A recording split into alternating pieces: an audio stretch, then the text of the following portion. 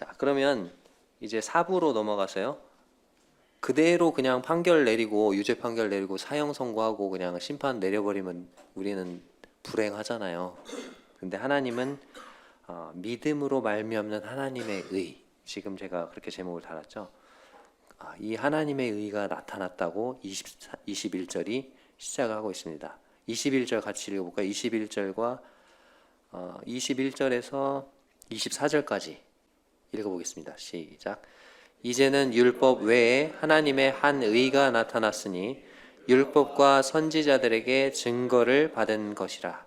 곧 예수 그리스도를 믿음으로 말미암아 모든 자에게 미치는 하나님의 의니 차별이 없느니라.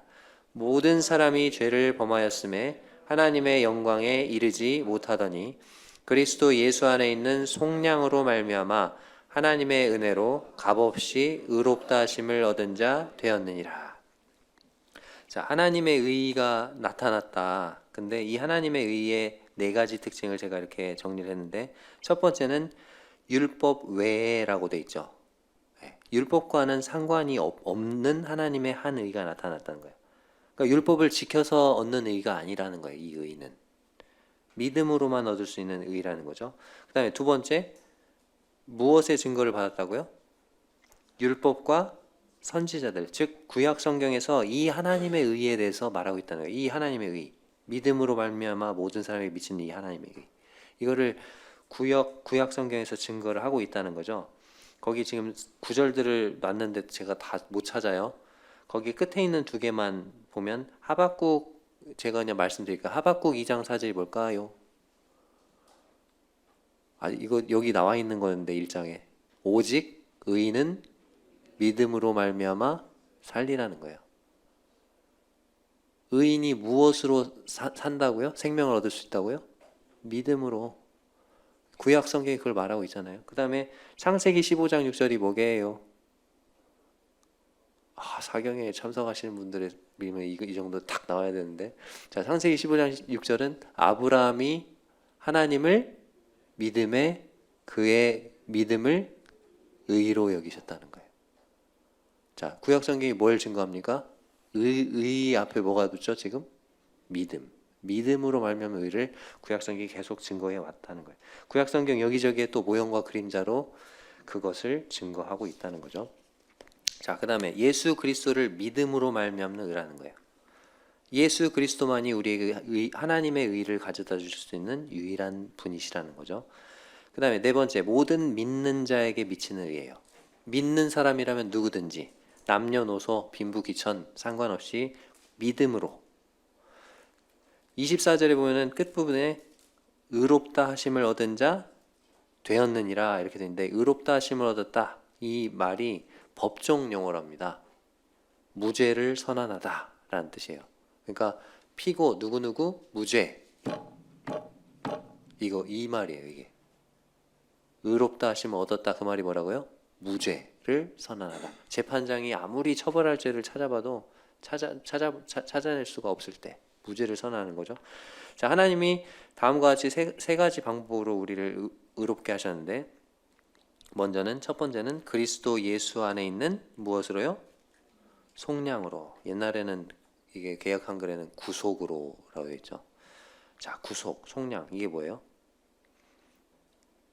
값을 주고 노예 시장에서 노예를 사죠. 그리고 그 노예를 어떻게 하는 거예요? 풀어주는 거예요. 자유인이 되게. 그렇게 해방시켜주는 거예요. 이게 구속이에요. 속량이에요. 예수님께서 자신의 피값으로 우리를 죄에서 해방시키셨죠. 그 다음에 두 번째, 하나님의 무엇으로요? 은혜로. 은혜는 뭐냐면 받을 자격 없는 자에게 주어지는 호의. 우리가 뭐 자격이 있어서 구원받은 게 아니에요. 하나님이 은혜로 구원해 주신 거예요. 우리가 마땅히 하나님께 받아야 될 건 심판이에요. 근데 그 심판 대신에 우리가 하나님께 전혀 기대할 수 없는 영생, 구원의 선물, 이와 같은 복을 주셨어요. 그 다음에 값없이 의롭다 하심을 얻은 자 되었느냐 했는데, 값없이라는 뜻이 두 가지 의미를 가지고 있답니다. 하나는 거저, 공짜로. 두 번째는 이유 없이. 자, 값없이, 거저. 자, 우리 편에서 대가를 지불한 적이 있어요, 없어요? 없어요. 우리는 대가를 지불한 적이 없지만 누가 대가를 지불하셨죠? 하나님이 대가를 지불하시고 우리는 공짜로 값없이 거저 그것을 누리게 하셨어요. 그리고 여기 이유 없이 요한복음 15장 25절 보면은 그들이 나를 이유 없이 까닭 없이 미워하였다. 주님이 그렇게 말씀하시는데 사람들은 주님을 까닭 없이 이유 없이 미워했지만 주님은 우리가 뭔가 사랑받을 이유가 있어서 우리를 사랑하셨나요? 아니요. 이유 없이 우리를 사랑하시고 구원하시고 의롭다 하셨습니다. 자, 여기 지금 제가 도표를 그려놨는데 이게 25절하고 26절 설명하기 위한 도표예요. 25절, 26절 읽어볼게요. 시작. 이 예수를 하나님이 그의 피로써 믿음으로 말미암는 화목제물로 세우셨으니 이는 하나님께서 길이 참으시는 중에 전에 지은 죄를 간과하심으로 자기의 의로우심을 나타내려 하심이니 곧 이때에 자기의 의로우심을 나타내사 자기도 의로우시며 또한 예수 믿는 자를 의롭다 하려 하심이라. 방금 읽은 부분에서 가장 어려운 부분이 이는 하나님께서 길이 참으시는 중에 전에 지은 죄를 간과하심으로, 자, 그 부분을 가로치세요. 우리말 성경은 이게 여기 가운데 끼어 들어오거든요. 근데 영어 성경에는 이 부분이 맨 끝에 가 있어요. 그래서 이는에서 간과하심으로를 가로를 쳐보세요. 그렇게 하고 이제 한번 볼게요. 그 부분을. 자, 예수님이 그의 피로써 믿음으로 말미암은 화목제물로 세우셨어요. 이해되시죠? 되죠? 예수님이 화목제물이 되셨죠? 그 다음에 그 괄호 건너뛸게요. 그렇게 세우신 이유가 뭐예요? 하나님이 의로우신 분이시다는 것을 나타내려고, 죄에 대해서 심판을 우리에게 내린 대신 누구에게 내려요? 예수님께 내려서 하나님이 공의로우신 분, 의로우신 분이라는 걸 나타내기 위해서. 자, 그런데 그렇게 의로우심을 나타낼 뿐만 아니라 26절에 또 누구도 의롭게 하기 위해서, 예수 믿는 자도 의롭게 하기 위해서. 자, 그럼 이제 가로 안에 거 해석해 볼게요. 이는 하나님께서 길이 참으시는 중에 전에 지은 죄를 간과하심으로. 자, 이거를 설명하기 위해서 도표를 봅니다. 이제 자, 거기 보면 도표 그려져 있죠? 자, 하나님이 태초에 천지를 창조하시니라, 거기서부터 시작해서 이 세상이 끝나는 종말이 있을 거예요. 그리고 십자가가 그 중간쯤 있겠죠. 예수님 2000년 전에 십자가에서 달려 죽으셨죠. 자, 십자가 이전에 성도들을 어떤 성도? 구약 성도. 십자가 이후의 성도는 신약 성도. 자, 십자가 이전의 구약 성도들, 지금 우리는 그런 신약 성도죠. 자, 우리 입장에서는 죄값이 이미 이전에 먼저 미리 지불이 됐죠. 선불이에요, 후불이에요? 선불. 이미 선불로 지불을 하셨어요. 자, 그러면 구약 성도들의 입장에서는요, 후불이죠. 자기들이 지은 죄가 죄값이 제대로 갚아지는 게 뭐예요? 후불인데, 제가 거기다 뭐라고 썼어요? 체크카드예요, 신용카드예요? 왜 신용카드라고 했을까요? 신용카드는 내가 오늘 결제를 했어. 그러면 내 은행장부에서 빠져나가요? 아니요. 그 신용의 근거에서 지금 지불하고 그걸 사지만 실제로 그게 빠져나가는 건 언제죠? 한 달 뒤에요. 그죠? 자, 구약 성도들, 그러니까 구약에서 짐승의 제사를 드렸죠. 어린 양을 데려와서 제사를 드렸던 그 사람들, 그 어린 양의 피가 그 사람들의 죄를 실제로 없애준 건가요? 아니요. 하나님은 그 어린 양의 피를 드리는 그들의 모습을 보면서 이 어린 양은 그림자고 그 그림자의 실체가 되신 누구? 예수 그리스도가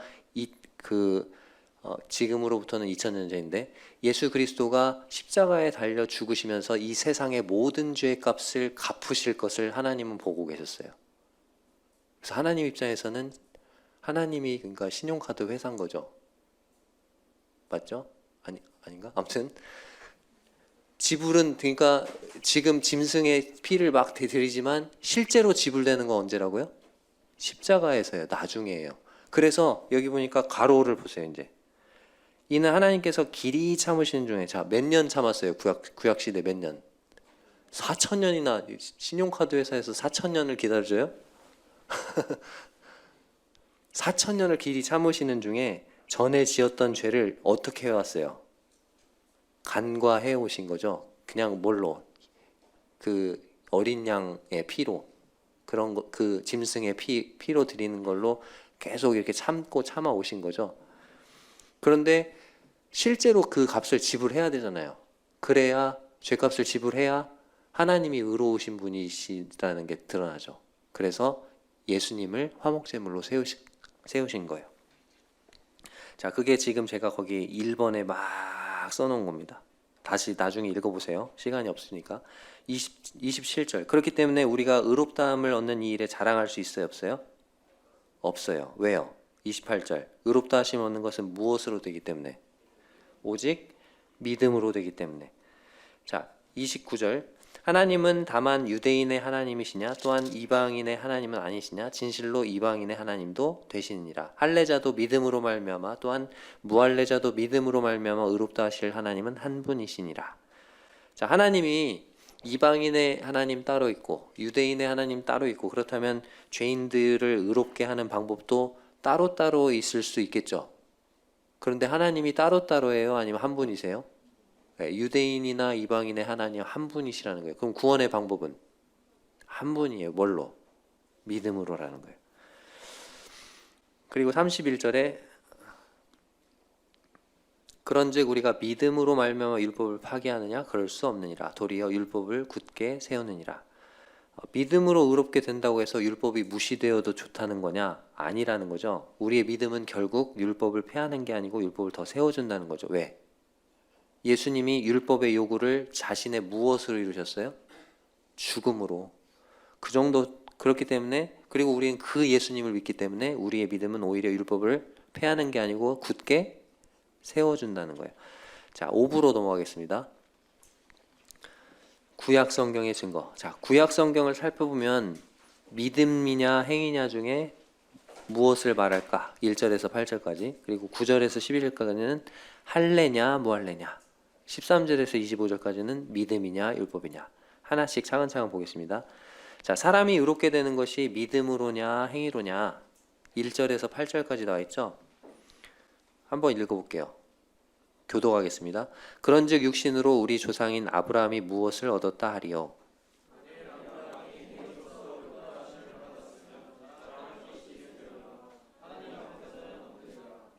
성경이 무엇을 말하느냐? 아브라함이 하나님을 믿음에 그것이 그에게 의로 여겨진 바 되었느니라.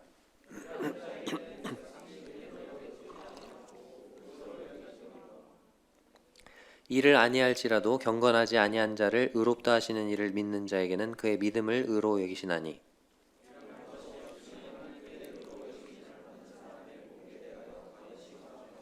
불법이 사함을 받고 죄가 가리어짐을 받는 사람들은 복이 있고,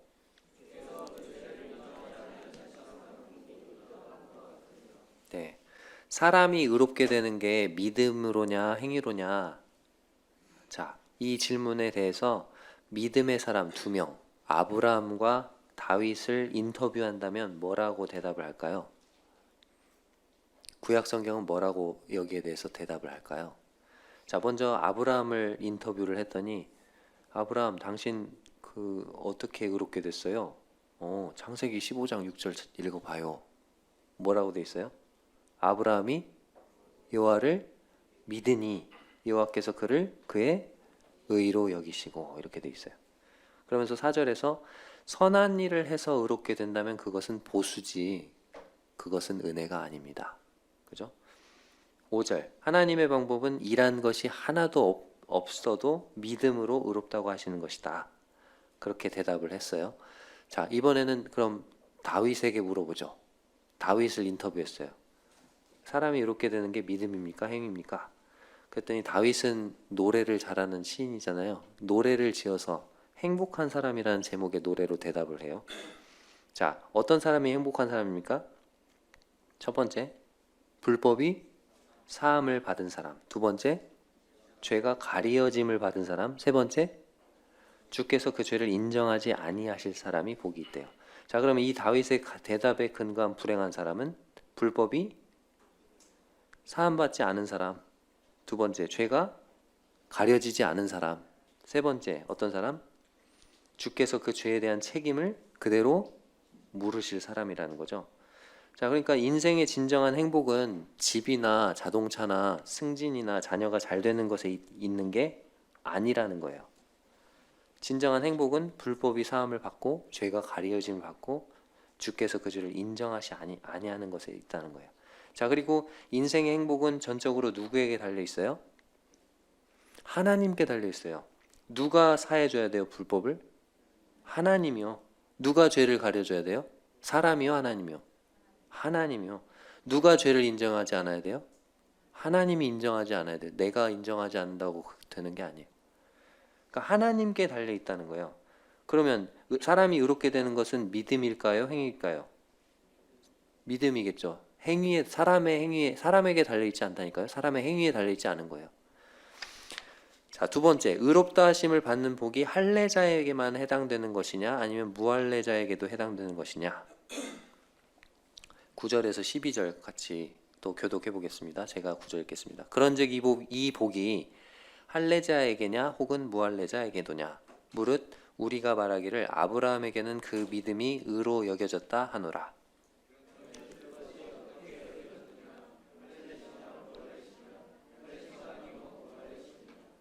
그가 할례의 표를 받은 것은 무할례 시에 믿음으로 된 의를 인친 것이니 이는 무할례자로서 믿는 모든 자의 조상이 되어 그들도 의로 여기심을 얻게 하려 하심이라.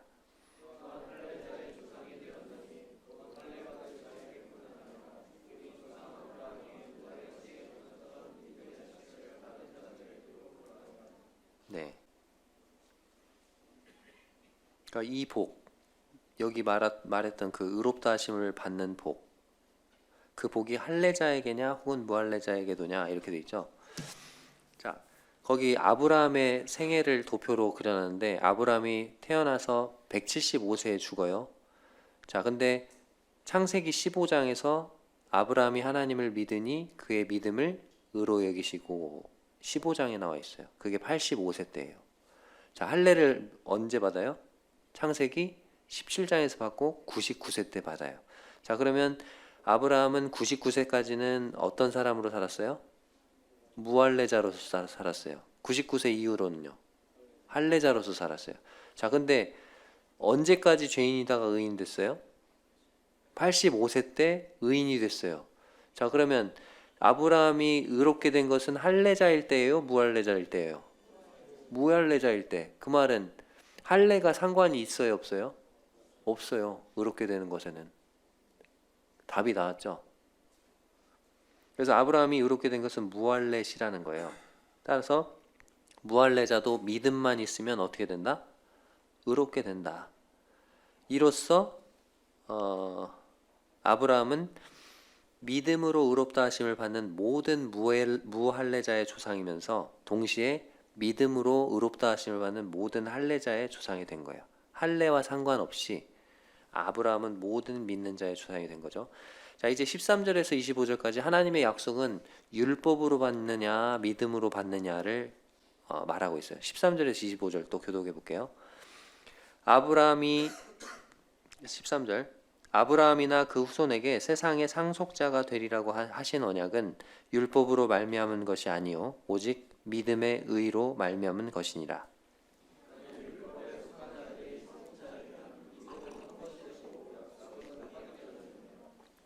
율법은 진노를 이루게 하나니 율법이 없는 곳에는 범법도 없느니라.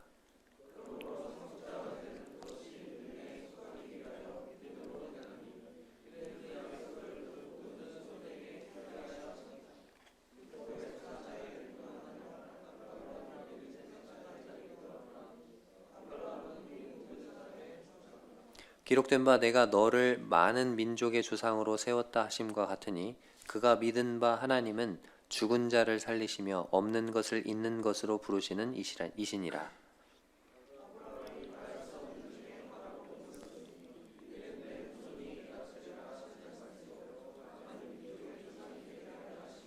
그가 100세나 되어 자기 몸이 죽은 것 같고 사라의 태가 죽은 것 같음을 알고도 믿음이 약하여지지 아니하고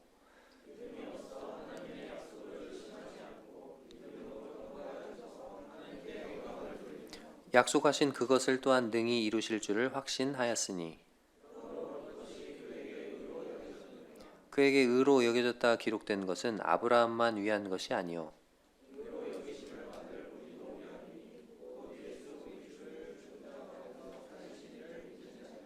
예수는 우리가 범죄한 것 때문에 내줌이 되고 또한 우리를 의롭다 하시기 위하여 살아나셨느니라.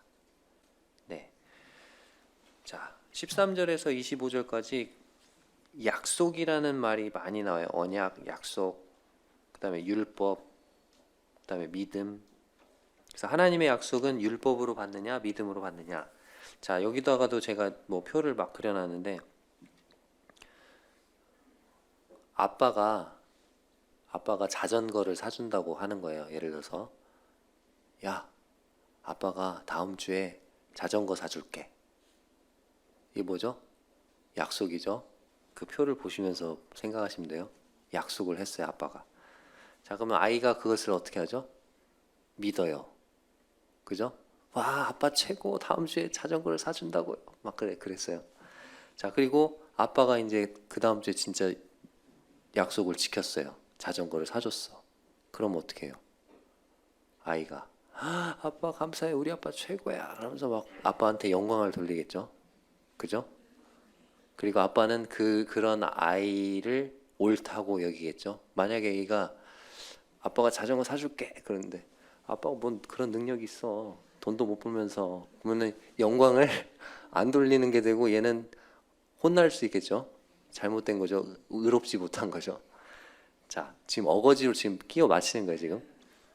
아브라함으로 이따 설명할게요. 자, 근데 그거를 약속을 율법으로 받는다? 예를 들어서 아빠가 다음 주에 자전거 사줄게. 단이 되게 중요하죠. 조건이 있다. 전교 1등 하면 사줄게. 근데 알고 보니까 이 아이가 보통 꼴찌를 하는 아이야. 그리고 아빠가 이렇게 조건을 붙이는 거야. 1등을 하면 사주고 1등 못하면 맞아. 자, 이 아이는 그러면 자전거를 받을 확률이 높아요? 맞을 확률이 높아요? 네, 그죠. 그렇게 되는 거죠. 아까 그 15절에 보면은 율법은 뭘 이루게 해요? 진노를 이루게 하죠. 율법이 없는 곳에는 뭐도 없어요? 범법도 없어요. 그러니까 율법으로 하려고 하면 율법을 준다 우리한테. 그러면 율법을 지켜서 뭔가를 받으려고 하면 사람은 범법을 하게 돼요. 그리고 그 결과 뭘 받아요? 하나님께? 진노를 받아요. 그래서 지금 거기 표를 그렇게 쓴 거예요. 자, 하나님이 아브라함에게 그냥 일방적으로 약속하시죠. 땅의 모든 민족이 너로 말미암아 복을 받을 거야. 조건 달았어요, 안 달았어요? 안 달았어요. 그렇게 약속을 했어요. 아브라함이 그것을 어떻게 했어요? 믿어요. 나중에 이제 그 약속을 더 심화해서 아브라함아 오늘 별이 많이 빛나네. 밖으로 나와봐. 별 좀 보자. 저 세봐. 셀 수 있어? 네 후손이 저렇게 많을 거야. 조건 붙여요, 안 붙여요? 안 붙이고. 그 약속을 아브라함이 믿어요, 안 믿어요? 믿어요. 근데 자기 모습 보면요. 믿을 수 있어요? 자기 몸이 죽은 것과 같으면 알고도 그러잖아요. 자기 아내 보면 믿을 수 있어요? 네, 태가 죽어 있대잖아요. 근데 믿어요. 하나님 그래요. 하실 수 있어요. 그렇게 믿는 것을 하나님이 아브라함에게 뭘로 여기셨어요? 너 그래 의롭다. 그리고 아브라함에게 하신 약속을 하나님은 성취하실 것입니다. 약속을 성취하시죠. 그리고 그것을 아브라함은 그의 믿음을 통해서 하나님께 뭘 돌려요? 영광을 돌린다고 20절에 나와 있죠. 믿음이 없어 하나님의 약속을 의심하지 않고 믿음으로 견고해져서 하나님께 뭘 돌려요? 영광을 돌리며. 그 표가 그거예요. 이해되시죠? 이제 표? 자, 그래서 하나님의 약속에 대해서 아브라함은 믿음으로 반응을 합니다. 그리고 그 약속을 하나님이 성취를 하세요. 아브라함의 상황에서 볼 때 이 약속은 믿기가 어려운 약속이었어요. 그럼에도 불구하고 아브라함은 하나님의 약속을 믿습니다. 그리고 우리가 하나님의 약속을 온전히 신뢰할 때 그것은 하나님께 영광을 돌리는 일입니다. 그리고 우리가 하나님의 약속을 믿을 때 하나님은 그것을 의로 여기세요. 제가 방금 설명했던 걸 지금 다시 한번 읽으면서 정리해 드리는 거예요. 그러나 하나님의 약속을 율법으로 받으려고 하면 약속은 결코 성취될 수 있어요, 없어요? 없어요. 아무도 온전히 율법을 지킬 수 없기 때문에 오히려 율법을 범해서 범법을 하게 되고 그 결과 뭘 받게 돼요? 하나님의 진노를 받게 돼요. 자, 아브라함은 어떤 하나님을 믿었는가? 17절에 보니까 죽은 자를 살리신 하나님. 세 가지가 죽어 있었어요. 첫 번째, 자신의 몸이 죽은 것과 같았어요. 두 번째, 사라의 태가 죽어 있었어요. 그 다음에 마지막으로 제물로 바친 이삭. 아브라함에게 뭘 바치라고 그러죠? 너 네 독자 이삭을 데리고 모리아 땅에 가. 거기서 한 산을 내가 지시해 줄 텐데 그 산에 가서 네가 사랑하는 그 독자를 죽여서 불태워서 나한테 제물로 바쳐. 근데 하나님이 누구를 통해서 아까 별과 같이 많게 후손 준다고 약속하셨어요? 네 후손은 명년에 내년에 낳을 이삭을 통해서다라고 말했거든요. 하나님이. 그거 이상하다. 하나님 왜 이런 명령 내시지? 그래? 그럼 내가 이삭을 죽여도 하나님은 어떻게 하실 거다? 도로 다시 살려내실 거다. 그리고 그 이삭을 통해서 후손을 주실 거다. 그렇게 믿은 거예요. 아브라함은. 하나님이 그런 능력이 있다고 믿은 거죠. 그래서 그대로 한 거예요, 그냥. 믿음대로 하는 사람을 하나님은 아주 뭐라 그러지?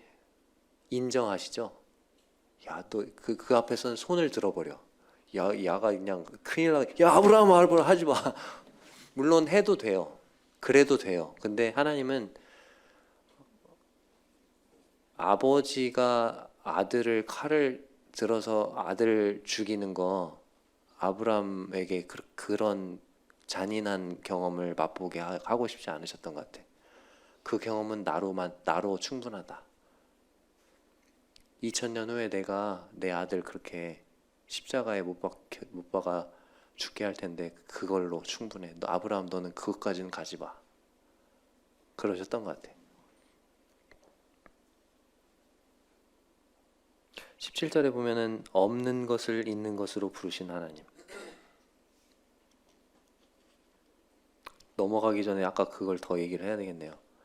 아브라함이 그래서 제물로 바치죠. 스탑 시키시죠. 근데 아브라함 마음속에서는 이미 3일 전에 떠날 때 3일 길 가잖아요.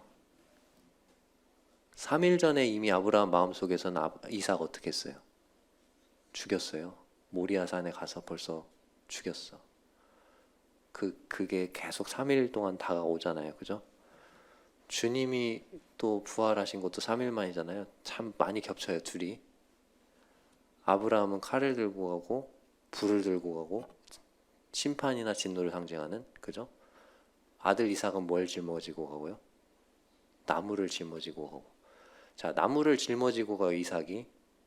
그러면은 이삭하고 아브라함하고 팔씨름하면 누가 이길까요? 성경 예화 뭐 그림 잘못됐어. 5살짜리 6살짜리를 그려놨어. 아브라함이 불하고 칼을 들고 갔어요. 가벼운 거를. 그리고 이삭이 뭘 들고 갔다고요? 장작을 막 들고 갔다니까. 가정 폭력, 아동 학대예요? 아니요. 이삭이 아버지 제가 들게요. 이거 주세요. 그러니까 뭐예요? 힘이 누가 더 세요? 이삭이. 그러면 아브라함이 야 누워. 뭐 하시는 거야 아버지? 칼로 이렇게 딱 이렇게 하면은 뭐 우리 애들 그러잖아요. 막 나중에 사춘기 넘어서면은 이 자식이 그러면서 딱 하면은 딱 엄마 왜 그러세요? 그러잖아요. 이삭이 지금 이삭하고 아브라함하고 달리게 하면 누가 이길까요?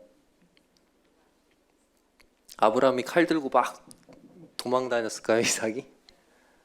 아니요. 아마 아브라함이 그렇게 얘기했을 것 같아요, 이삭한테. 그 장소에 가서 다 만들잖아요. 아들아, 하나님이 너를 제물로 바치래. 근데 아빠는 이 하나님을 믿어. 하나님이 분명히 뭔가 이유가 있으실 거야. 나는 하나님이 내가 너를 칼로 너를 들어서 너를 죽인다 할지라도 하나님이 너를 다시 살려내실 걸 믿어. 아마도 그렇게 말하지 않았을까요? 이삭은 순순히 결박되지 않았을까요? 그리고 이삭이 눕죠. 이게 너무 주님의 모습과 닮아 있죠. 아버지의 심판을 그냥 아버지의 뜻대로, 내 뜻대로 말고 아버지 뜻대로 하라고 하시잖아요. 뭐 막 딴 데로 새네. 사경이 안 끝나네. 큰일 났네. 시간은 막 정해져 있는데 큰일 났네. 자, 그래서 아무튼 죽었다가, 그래서 히브리서는 그렇게 얘기하죠. 이삭이 죽은 자 중에 도로 다시 받은 거라고. 그죠? 그리고 17절에 보면 없는 것을 있는 것으로 부르신 하나님이라고 돼 있죠. 지금 현재 존재하지도 않고 보이지도 않는 그 후손을 하나님이 별과 같이 주실 것을 믿어요. 21절, 약속하신 그것을 또한 능히 이루실 줄을, 그런 하나님이실 줄을 믿은 거예요. 23절에 보니까 그에게 의로 여겨졌다 기록된 것은 아브라함이 하나님을 믿으니 그의 믿음을 의로 여기시고, 이렇게 되어 있잖아요. 그에게 의로 여겨졌다 기록된 것은 아브라함만 위한 게 아니래요. 24절, 의로 여기심을 받을 누구도 위함이래요. 누구도요? 우리도. 자, 우리는 뭘 믿어요? 아브라함은 이삭을 죽이면 이삭을 다 도로 어떻게 하실 하나님? 다시 살려내실 하나님. 이삭이 죽은 자 가운데서 다시 살아날 것을 믿었던 부활 신앙이죠. 자, 우리는 뭘 믿어요? 누가 죽었다 다시 살아나는 걸 믿죠? 네, 거기 나와 있잖아요. 24절. 곧 예수 우리 주를 죽은 자 가운데서 살리신 이를 믿는 자니라. 아브라함이 믿었던 것도 부활 신앙, 우리가 믿는 믿음도 부활 신앙. 닮았죠? 같죠? 25절. 제가 학생회 중고등부 시절 도통 이해할 수 없었던 구절인데, 앞부분은 이해가 너무 잘 되는데 뒷부분이 너무 이해 안 돼서 25절 같이 읽겠습니다. 시작. 예수는 우리가 범죄한 것 때문에 내줌이 되고 또한 우리를 의롭다 하시기 위하여 살아나셨느니라. 앞부분은 너무나 이해가 쏙쏙 돼요. 우리가 범죄한 것 때문에 어디에 내어주셨어요? 십자가에.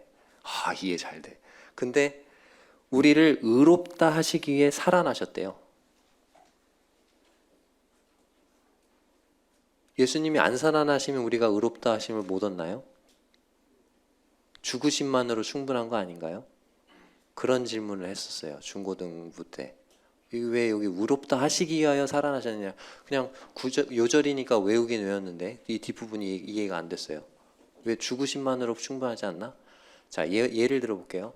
어떤 사람이 죄를 지어서 30년 형을 언도받았어요. 감옥에 갇혔어요. 그리고 30년이 지났어요. 그 사람이 감옥에서 나오는 것을 볼 때야 비로소 우리는 뭘 알아요? 이 사람이 30년 형이라는 자신의 죄값을 다 치르고 나오는구나를 알 수 있어요. 자, 예수님이 우리 온 세상에 우리 모든 인간의 죄를 짊어지시고 십자가에 죽으셨죠. 그리고 장사되셨어요. 그리고 그 무덤에서 나오실 때에야, 그 모든 죄값을 다 치르고 나오실 때에야 비로소 우리는 뭘 알 수 있어요? 우리 온 인류의 죄값이 다 갚아졌구나를 알 수 있어요. 대속죄일 있죠.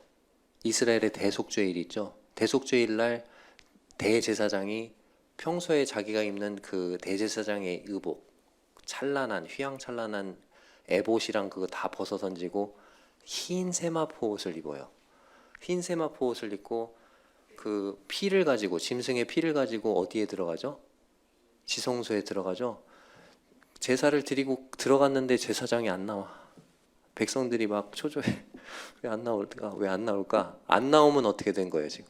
제사가 제대로 된 거예요, 잘못된 거예요? 잘못된 거고, 백성들의 죄가 사해진 거예요, 안 사해진 거예요? 안 사해진 거죠.